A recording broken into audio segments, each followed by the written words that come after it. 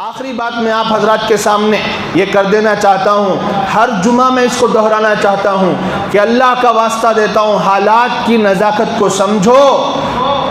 بیماری کی دوا کرنے سے پہلے اللہ کے سامنے سرنڈر ہو جاؤ۔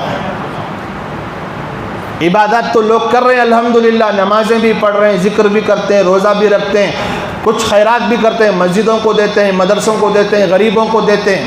وہ کنجوسوں کا چھوڑ کے بول رہا ہوں میں، ان کا چھوڑ دو، ان کی اصلاح کی کوئی صورت باقی نہیں رہی۔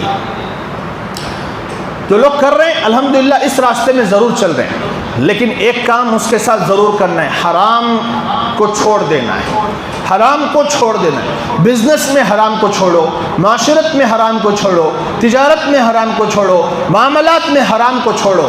حرام نہیں معلوم ہو رہا ہے، علماء سے پوچھو۔ یہ بہت بڑی لامحدود زندگی، آخرت کی زندگی کا مسئلہ ہے۔ اتنے سستے میں مت لو اور اتنا ہلکے میں مت لو۔ اگر یہ زندگی نکل گئی بھائیوں ہاتھ سے، خدا کی قسم ایک سیکنڈ کے لیے بھی ہم واپس نہیں آ سکتے۔